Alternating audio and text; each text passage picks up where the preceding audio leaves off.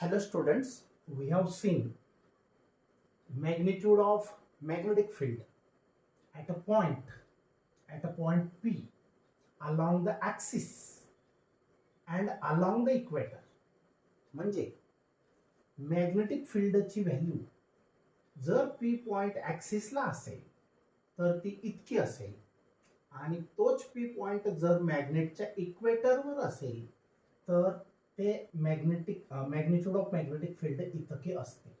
आता आपण हे दोघं फॉर्म्युले बघितलेले आहेत अगोदरच्या टॉपिकमध्ये. आज आपण हा फॉर्म्युला ॲक्सिस वर किती असते आणि इक्वेटरवर किती असते हे दोघं गोष्टी पाहिलेल्या आहेत. मग आता जर पॉइंट P हा अदर दॅन ॲक्सिस और अदर दॅन इक्वेटर असेल म्हणजे काय, ॲक्सिस वर किती असते इतके, हे डिस्टन्स आहे आर. तर जसा पॉइंट P जितका लांब असेल त्यानुसार या मॅग्नेटिक फील्डवर इफेक्ट होत जाणार. आता magnetic field along at a point along the axis and magnetic field at a point along the equator हे दोघं फॉर्म्युले आपण पाहिलेले आहेत. मग मॅग्नेटिक फील्ड इक्वेटर आणि ॲक्सियल ह्यांचं पण एक रिलेशन पाहिलं आपण. तर ते रिलेशन असं होतं की ॲक्सियल मॅग्नेटिक फील्ड हे double of equatorial magnetic field इतके असते हे पण आपण पाहिलं. म्हणजे ॲक्सिसला अलॉंग ॲक्सिस मॅग्नेटिक फील्ड हे इकडे असो ॲक्सिस किंवा इकडे असो तर हे स्ट्रॉंग असतं. म्हणजे ॲक्सियल पॉइंटला magnetic field is double than that of magnetic field along the equator at the if the distance is kept the same r small r distance of point P. आता आपण हे दोघं पाहिले की ऍक्सिस आणि इक्वेटर, पण axis आणि equator सोडून कुठंही पॉइंट जर असेल, कुठेही म्हणजे काय, इक्वेटरवर पण नको ऍक्सिसवर पण नको, मग असे जे चार क्वाड्रंट तयार होतात, फर्स्ट सेकंड थर्ड आणि फोर्थ, तर त्यांच्यात कुठंही P असेल, फक्त तो कुठं नसेल ऍक्सिस आणि इक्वेटरवर नसेल. तर ऍक्सिस आणि इक्वेटर सोडून कोणताही पॉइंट घ्या, आर्बिट्ररी पॉइंट, म्हणजे आपल्याला जो ऐच्छिक पॉइंट घेऊ शकतो. आर्बिट्ररी मीन्स आपल्या ऐच्छिक विल नुसार. तर बघा एक्सप्रेशन बघायचे, derive an expression for the magnetic field due to a bar magnet. या बार मॅग्नेटमुळे magnetic field at an arbitrary point, arbitrary म्हणजे कोणताही, कोणताही पण कुठं नको असायला, ऍक्सिसवर पण नको आणि इक्वेटरवर पण नको, मग तो कुठेही आहे other than axis and other than equator. बर, consider this one is the magnetic dipole or magnet. हे बघा इकडे लक्ष द्या. Consider bar magnet of magnetic dipole moment M. हा एक बार मॅग्नेट कन्सिडर केला, त्याची dipole moment, magnetic dipole moment किती आहे, small M, vector small M, with centre O, की ज्या मॅग्नेटचं बार मॅग्नेटचं सेंटर काय आहे O, as a shown in the फिगरमध्ये दाखवल्याप्रमाणे. And let P be any point in its magnetic field. समजा हा P एनी पॉइंट आहे आणि या मॅग्नेटच्या फील्डमध्ये आहे, तो मॅग्नेटिक फील्डमध्ये. आता मॅग्नेटिक मोमेंट यम, ही जी मॅग्नेटिक मोमेंट यम आहे हिला आपण, हा वेक्टर जो आहे, M is a vector quantity, magnetic dipole moment is a vector quantity, we have seen already it. तर magnetic moment M can be resolved into two components. आता बघा हा वेक्टर आहे, हा रिझल्टंट वेक्टर आहे, यम आहे. याचे दोन कंपोनेंट कोणते, हा एक आणि हा एक. आता सपोज हा अँगल थिटा असेल तर या यम, हा यम जो वेक्टर आहे याचे दोन कंपोनेंट कोणते, हा यम कॉस थिटा, हा एवढा आहे यम कॉस थिटा आणि हा आहे यम साइन थिटा. आपण रिझोल्युशन ऑफ अ वेक्टर मध्ये पाहिलेलं आहे कसे कंपोनेंट तयार होतात. मग तर magnetic moment M is resolved into components. यमचं रिझोल्युशन केलं अलॉंग आर, म्हणजे या आर दिशेला. आता आर काय आहे, या OP डिस्टन्स आर आहे, हा distance OP is equal to R.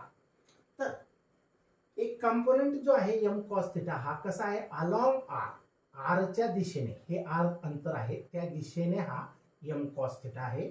आणि दुसरा कंपोनेंट जो आहे तो एम साइन थिटा आहे. हा आर ला परपेंडिक्युलर आहे, परपेंडिक्युलर टू आर. बरोबर. एमचे दोन कंपोनेंट केले, एक आरच्या दिशेला, या आरच्या दिशेला OP is equal to R, तो आहे एम कॉस थिटा. आणि त्या आरलाच परपेंडिक्युलर दुसरा कंपोनेंट आहे M sine theta, perpendicular to the R. बरोबर.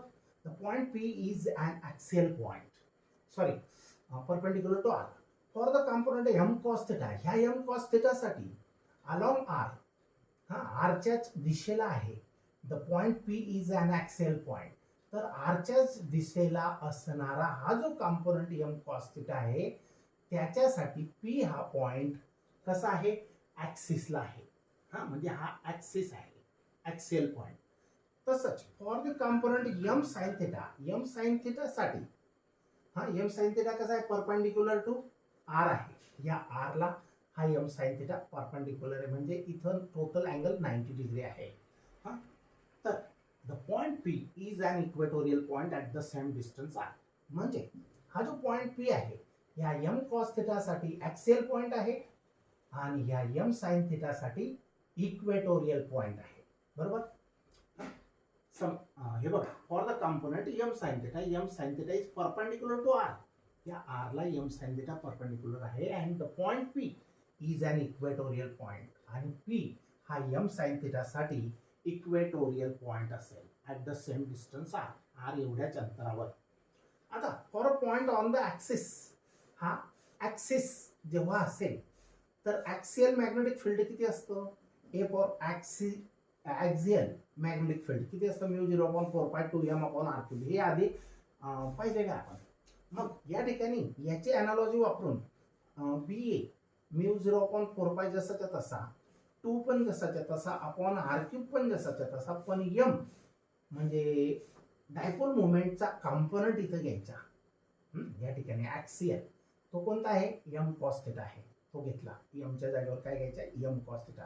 कारण एमचे आपण दोन तुकडे बनवले, रिझॉल्व्ड इनटू 2 कंपोनेंट्स, एक एम कॉस थिटा आणि दुसरा M sine theta. M cos theta is along R, so for M cos theta point P is an axial point. For m sin theta which is perpendicular to r, या r ला हा m sin theta perpendicular आहे. So for this component of m चे हे दोन हिस्से बनवले आपण, एक m cos theta आणि दुसरा m sin theta. हा m आहे, हा वेक्टर इथून m आहे, याचे दोन तुकडे बनवले, एक m cos theta आणि m sin theta. बरोबर.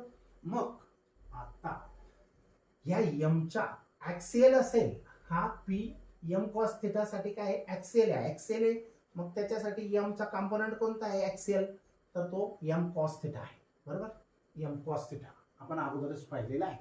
तर एम कॉस थिटा या एम ची व्हॅल्यू टाकायची, बाकी सर्व same. Let it be equation 1. आता या मॅग्नेटिक फिल्डची डायरेक्शन कोणती असेल, directed along M cos theta. Axial magnetic फिल्डची डायरेक्शन काय असेल, directed along M cos theta. हे मॅग्नेटिक फील्ड ह्या दिशेला असेल, एम कॉस थिटाच्या दिशेने, directed along M cos theta म्हणजे एम कॉस थिटाच्या दिशेनेच याची डायरेक्शन असेल. आता दुसरं बघूया, for a point on equator. आता पी एम साइन थिटा साठी काय आहे, इक्वेटोरियल पॉइंट आहे. मग इक्वेटोरियल पॉइंट साठी आपण हे इक्वेशन पाहिलेले आहे, μ0/4πm/r³. आता हा m म्हणजे काय, मॅग्नेटिक डायपोल मोमेंट. पण मॅग्नेटिक डायपोल मोमेंटचे दोन तुकडे पाडले, एक एम कॉस थिटा इथं वापरला ऍक्सियल आणि एम साइन थिटा हा कसा आहे, इक्वेटोरियल. मग बी इक्वेटोरियल किंवा magnetic field along equator is μ0/4π. ह्याच फॉर्म्युल्याला वापरलं, फक्त ह्या m च्या जागेवर काय ठेवलं, एम साइन थिटा. समजलं. हे दोघं फॉर्म्युले कसे लिहिले, अगोदर हे आणि हे शिकलोय, हे ऍक्सियल हे इक्वेटोरियल. हा इथं फक्त ऍक्सियल ला डबल असतो, हे पण आपण शिकलेलो आहे. बरोबर. मग ऍक्सियल ला या एम चे दोन तुकडे पाडले, हा एम जो आहे या ठिकाणी सिंगल होता, पण एम चे दोन तुकडे पाडले, एम कॉस थिटा ऍक्सियल, हा एम कॉस थिटा ऍक्सियल, ह्या एम च्या जागेवर हा ठेवला एम कॉस थिटा. आणि इक्वेटर असेल तर P point equatorial point for M sine theta, तर त्यावेळेला एमची व्हॅल्यू, ह्या एमची व्हॅल्यू एम साइन थिटा, इथं 2 नाही, ह्या दोघांचा फरक आपण आधी शिकलेलो आहे की तो असा आहे त्यांचे रिलेशन. आता दस द मॅग्निट्यूड ऑफ या इक्वेटोरियल मॅग्नेटिक फील्डची डायरेक्शन कोणती असेल, directed opposite to M sine theta, M sine थिटाच्या अपोजिट, directed opposite to M sine theta असेल इक्वेटोरियलची direction, magnetic field along equator. Thus the magnitude of the resultant magnetic field B. आता resultant magnetic field बी ह्या P वर, या point P वर या मॅग्नेटचा जो मॅग्नेटिक फील्ड इफेक्ट आहे तो मॅग्नेटिक फील्ड ह्या डायरेक्शनला असेल.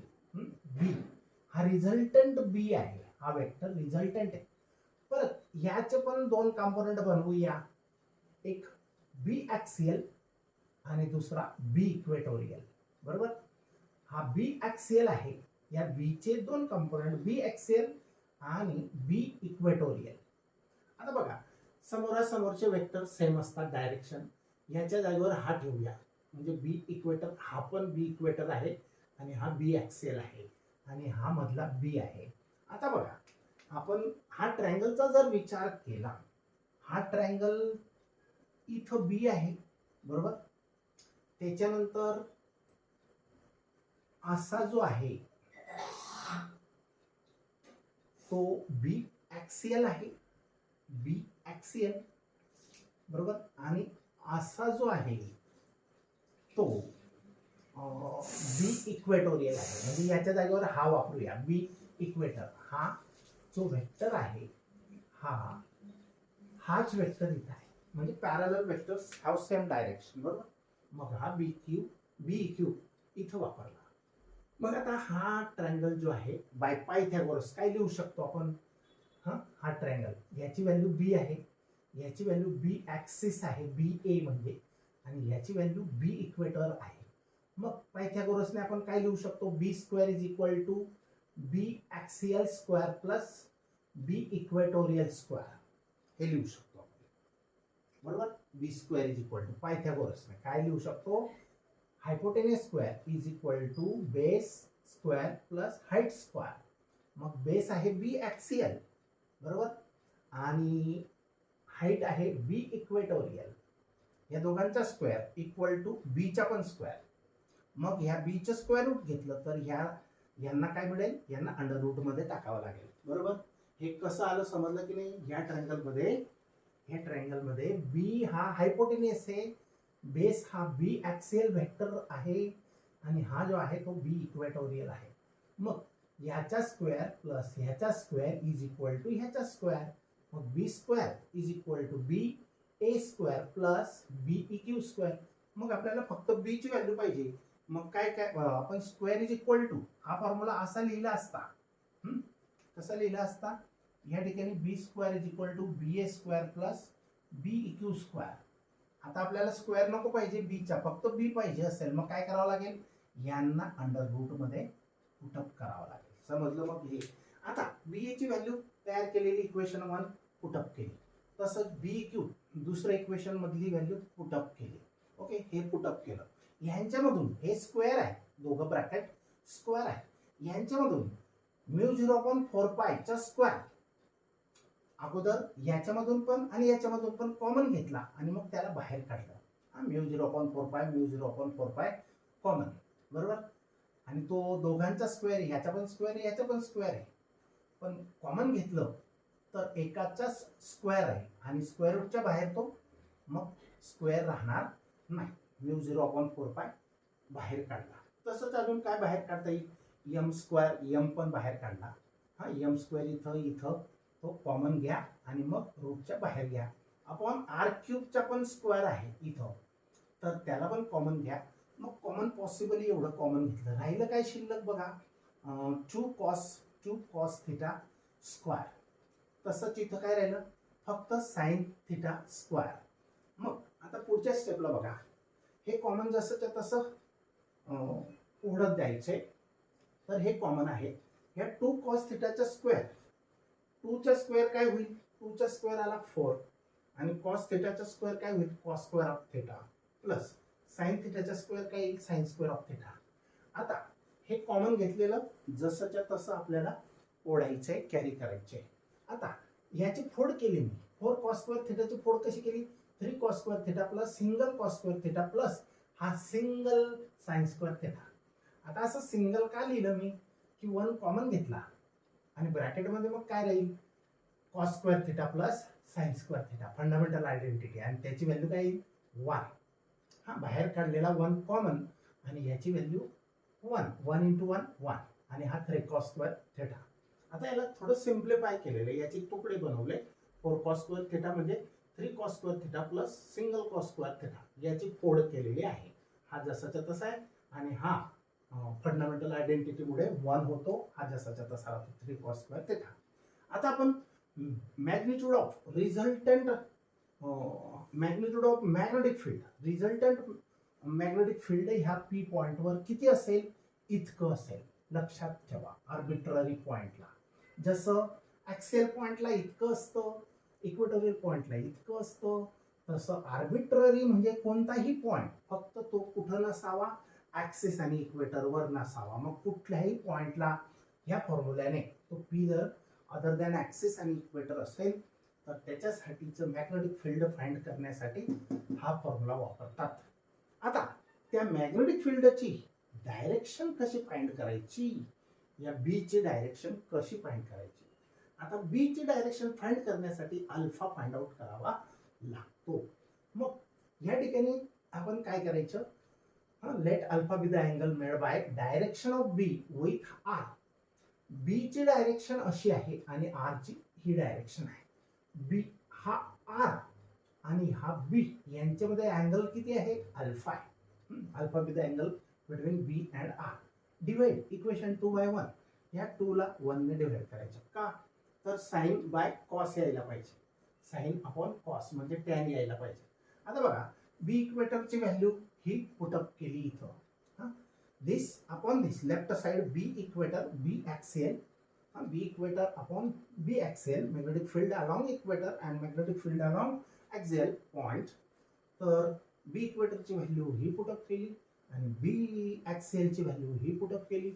याच्यामध्ये म्यू 0.45 फुल कट झाला, एम कॅन्सल झाला, मग राहिलं काय, sign theta upon 2 cos theta राहिला. मग sign theta upon 2 cos theta.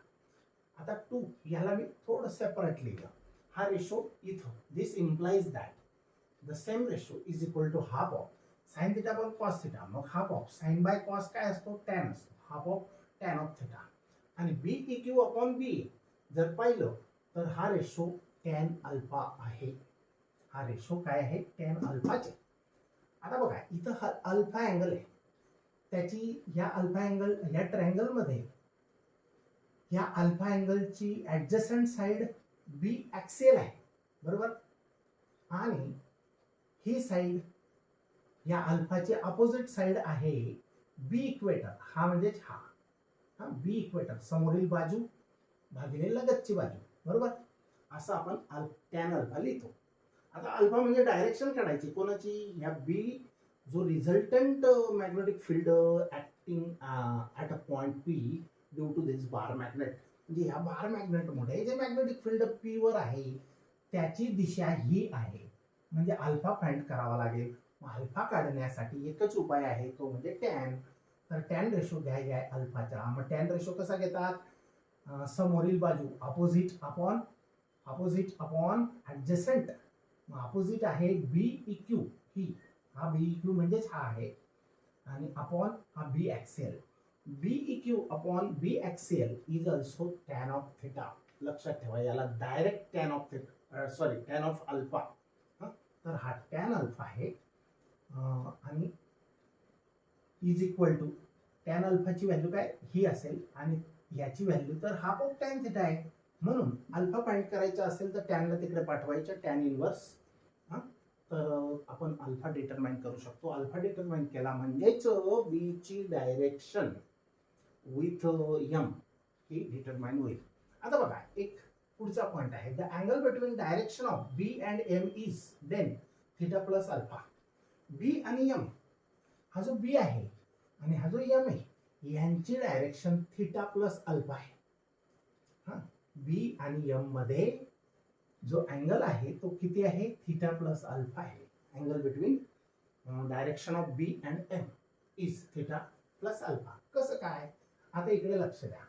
आपण हा यम इथं ठेवला, त्याची डायरेक्शन हे पॅरलल आहे, पॅरललला डायरेक्शन सेम असते बरोबर. मग हा अँगल थिटा इथं असेल की नाही, का, कारण ह्या दोघं पॅरलल असतील. हा यम मी उचलला आहे तो कुठं अटॅच केला, इथं. आता ह्या दोघं पॅरलल लाईन्सला हे ट्रान्सव्हर्सल असेल तर होणारे हे अँगल करस्पॉन्डिंग अँगल्स इक्वल मेजरचे असतात, समान मापाचे असतात. मग हा थिटा तर हा पण थिटा, मग टोटल अँगल यम आणि बी मधला हा थिटा आणि हा अल्फा, थिटा प्लस अल्फा हा अँगल टोटल अँगल असेल, हा थिटा आणि सॉरी बी आणि एम मधला. आता पुढचं एक एक्झाम्पल आपल्याला बघायचं आहे. पुढचं एक्झाम्पल काय आहे बघा. हा लक्ष द्या, 1-2 मिनिट्स मध्ये आपण त्याला कंप्लीट करतोय.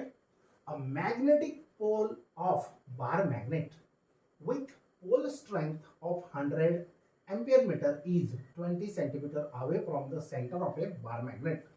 लक्ष द्या, हा मॅग्नेट नंबर 1 आहे, फर्स्ट मॅग्नेट. हा सेकंड मॅग्नेट आहे. आता काय सांगितलं आहे, a magnetic pole of a bar magnet, bar मॅग्नेटचा मॅग्नेटिक पोल. आता कोणता, यस का एन, कोणताही. मग आपण कन्सिडर केला यस, समजलं. कोणताही घेऊ शकतो, फक्त पोल म्हटलंय ना. A magnetic pole of a bar magnet, हा मॅग्नेटिक पोल आहे ऑफ अ बार मॅग्नेट बरोबर. विथ पोल स्ट्रेंथ, याची पोल स्ट्रेंथ किती आहे, ऑफ 100 एम्पियर मीटर. या यस ची 100 एम्पियर मीटर एवढी पोल स्ट्रेंथ आहे. बघा त्याने पोल सांगितलेले नाहीत, मग आपण कोणते कन्सिडर करायचे, कोणतेही घेऊ शकतो. हा एन इकडे घेऊ शकतो, यस तिकडे घेऊ शकतो, नो टेन्शन. ओके. तर magnetic pole of bar magnet, या बार मॅग्नेटचा हा magnetic pole with pole strength of 100 ampere metre, की ज्याची पोल स्ट्रेंथ किती आहे, 100 ampere metre.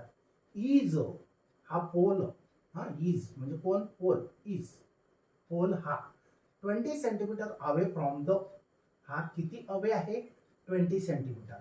कोणापासून, from the centre of a bar magnet, या दुसऱ्या बार मॅग्नेटच्या सेंटर पासून. तर हा पोल 20 सेंटीमीटर वर आहे. लक्ष द्या, इथं दोन बार मॅग्नेटचा संबंध येतोय, दोन बार मॅग्नेट, समजलं. मग हा एक मॅग्नेटिक पोल, हा magnetic pole of a bar magnet, या बार मॅग्नेटचा with pole strength 100 ampere metre is, म्हणजे हा पोल इज 20 सेंटीमीटर अवे, हा 20 सेंटीमीटर अवे आहे म्हणजे लांब आहे. कुठून, from the centre of a bar magnet, एका बार मॅग्नेटच्या सेंटर मधून. ह्या सेंटर पासून ह्या पोल पर्यंत किती अंतर आहे, 20 सेंटीमीटर. समजलं. Bar magnet has a pole strength of, आता हा bar magnet, a bar magnet has a pole strength of 200 ampere meter. हा 200 ampere meter आहे. याचा पोलचं स्ट्रेंथ पण तितकीच आहे आणि ह्या पोलची पण तितकीच असते. आता याची 100 आहे, याची पण 100 एम्पियर मीटर असेल.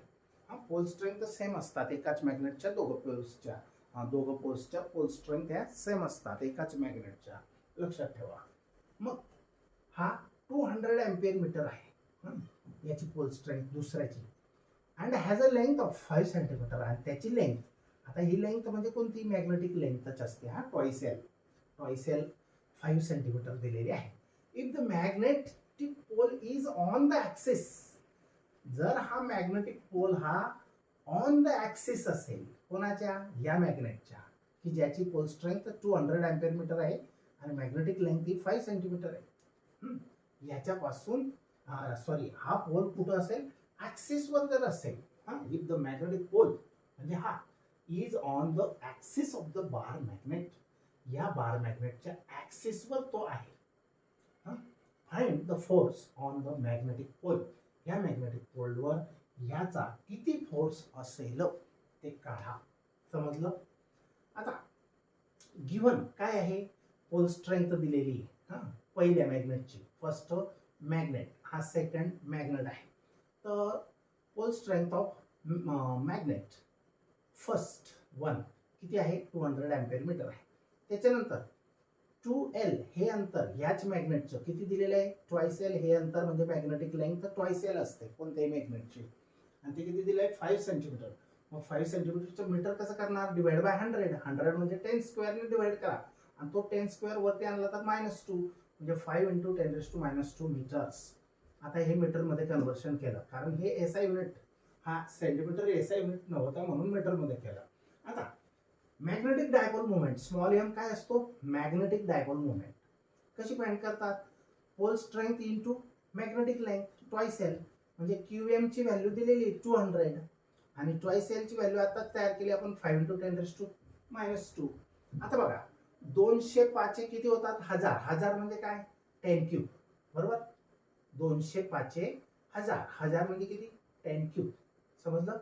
हा 10 क्यूब आणि हा 10⁻². आता किती राहील शिल्लक, पॉवर्स 3 - 2 सिंगल. आता 1 लिहित नाही आपण, म्हणजे फक्त 10 आन्सर आहे, बरोबर. आता याचा अर्थ काय, 1000 भागिले 100, तर आन्सर येईल 10 अँपिअर मीटर स्क्वेअर. हे एमचं युनिट आहे अँपिअर मीटर स्क्वेअर, आणि ह्याचं जे युनिट असतं ते फक्त अँपिअर मीटर असतं पोल स्ट्रेंथचं. हे आपण magnetic dipole movement find out केली, ती आहे 10 अँपिअर मीटर स्क्वेअर.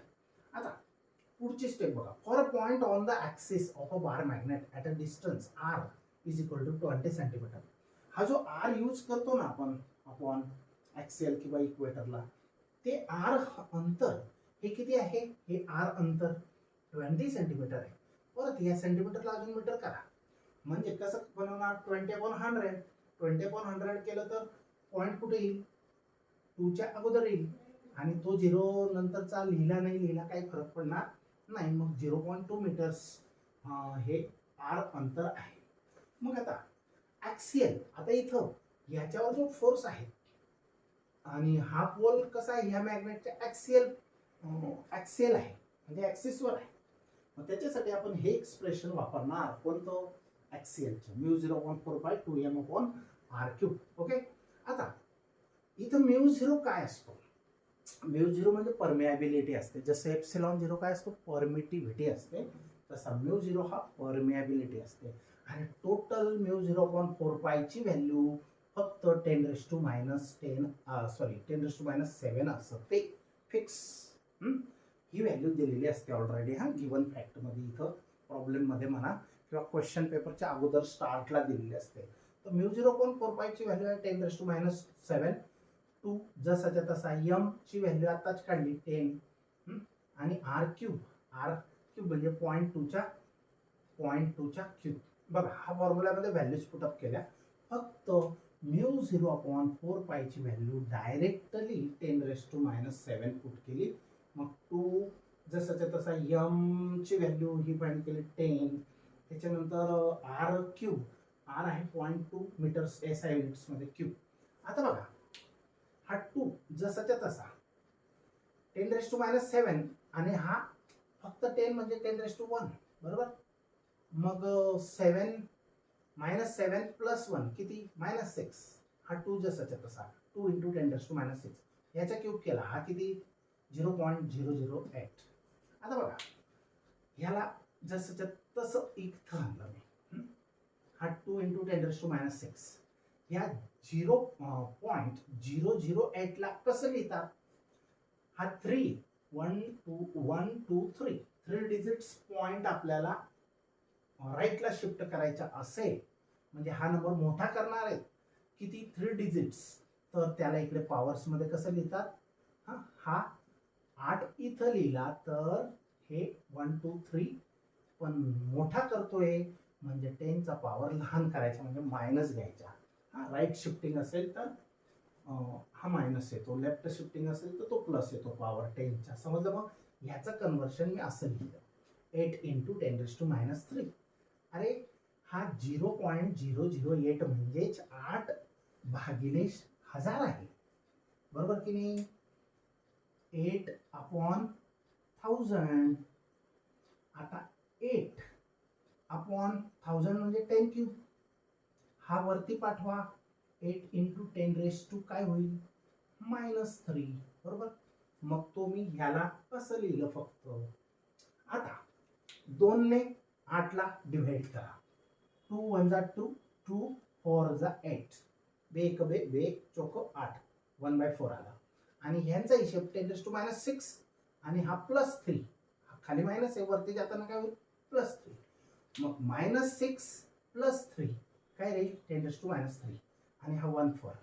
आता 1/4 म्हणजे काय 0.25. तुम्हाला मी सांगितलेलं आहे अगोदर. 1/4 म्हणजे किती 0.25 इंटू 10⁻³ आता हा पॉइंट अजून इकडे शिफ्ट करतोय राईटला. 2.5 बनवायचे आहे मला. हा मोठा केला. हा पॉइंट इकडे सरकवणार म्हणजे 0.25 ला काय बनवणार तुम्ही 2.5 बनवणार. बरोबर. मग हा नंबर मोठा केला तुम्ही तर याला लहान करा. एक डिजिट सरकवलं तर याला एक डिजिट लहान करा. मग -3 पेक्षा -4 हा लहान आहे. बरोबर. म्हणजे एकात वाढ केली तर एक दुसऱ्यात घट करायची म्हणजे बॅलन्स राहतो, व्हॅल्यू चेंज होत नाही. तर हे आलं ऍक्सियल मॅग्नेटिक फील्ड, इतके वेबर पर मीटर स्क्वेअर. पण आपल्याला तर फोर्स काढायचा आहे ना. मग फोर्स कसा काढायचा. आता बघा या चॅप्टर मध्ये शिकताना आपल्याला फोर्सचा फॉर्म्युला भेटला नाही. बरोबर. मग तो कसा फाइंड आउट करायचा बघा. इलेक्ट्रोस्टॅटिक्स चॅप्टर मध्ये एक एनालॉजी आहे. तर electric field is equal to force per unit charge. आता या ठिकाणी मॅग्नेटिक फील्ड शिकतोय आपण. हा एफ, मग या फॉर्म्युल्यावरून एफ ची व्हॅल्यू कशी तयार होईल Q0 into E, Q0 into E. हा इलेक्ट्रिक फोर्स आहे. पण आपल्याला मॅग्नेटिक फोर्स पाहिजे असेल. फक्त इथं क्यूच्या जागेवर काय करणार पोल स्ट्रेंथ QM आणि इलेक्ट्रिक फील्डच्या जागेवर मॅग्नेटिक फील्ड. ऍक्सियल असेल तर ऍक्सियल, इक्वेटोरियल असेल तर इक्वेटोरियल. मग हा फॉर्म्युला तयार झाला. ह्याच फॉर्म्युल्यावरून सिमिलरली हा इलेक्ट्रोस्टॅटिक्स मध्ये आहे. तर analogy of E and B. E म्हणजे इलेक्ट्रिक फील्ड आणि बी म्हणजे मॅग्नेटिक फील्ड यांची एनालॉजी वापरलेली आहे. मग हा फॉर्म्युला आपण तयार केला. QM into B is the force. मग हा फोर्स साठी फॉर्म्युला बघा QM इंटू बी.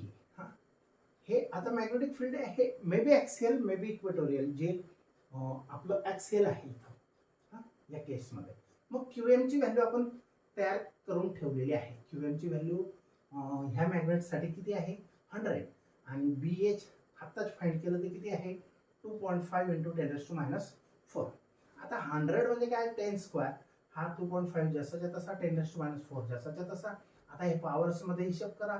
-4 + 2 किती होतील -2. 2.5 जसाच्या तसा 10⁻². 2.5 into 10⁻² newtons. This one is the force. याचा फोर्स ह्या पोलवर इतके न्यूटनचा असेल. This is answer. I will stop.